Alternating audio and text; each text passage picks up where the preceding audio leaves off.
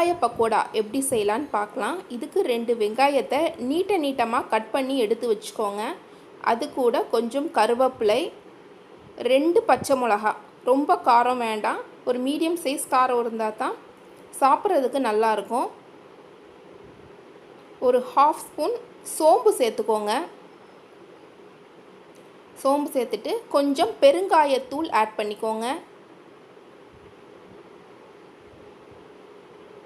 வெங்காயம் ஃபேட்லெஸ், அதே மாதிரி நம்ம ரத்தத்தை நல்லா ப்யூரிஃபை பண்ணக்கூடியது, விட்டமின் சி நிறைஞ்சது, கேன்சரெல்லாம் அவாய்ட் பண்ணக்கூடியது.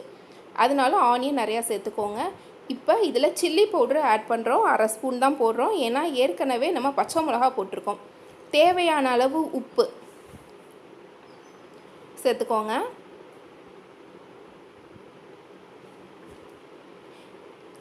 இப்போது கடலை மாவு சேர்த்துக்கோங்க. இப்போ 4 ஸ்பூன் கடலை மாவுன்னா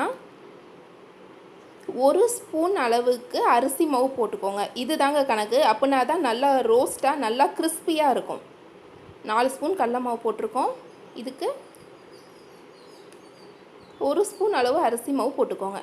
போட்டு நல்லா மிக்ஸ் பண்ணி விட்டுருங்க. தண்ணி சேர்க்க தேவை கிடையாது, ஏன்னா வெங்காயத்திலே தண்ணி சத்து அதிகமாக இருக்கும். இப்போ ஆயில் ஹீட் பண்ணி இந்த வெங்காயம் நம்ம மிக்ஸ் பண்ணி வச்சுருக்கோம்ல, அதை போட்டு நல்லா ஃப்ரை பண்ணி எடுத்திங்கன்னா வெங்காய பக்கோடா ரெடி. இதை நீங்கள் வீட்டில் ட்ரை பண்ணி பார்த்துட்டு எப்படி இருக்குன்னு சொல்லுங்கள். தேங்க்யூ.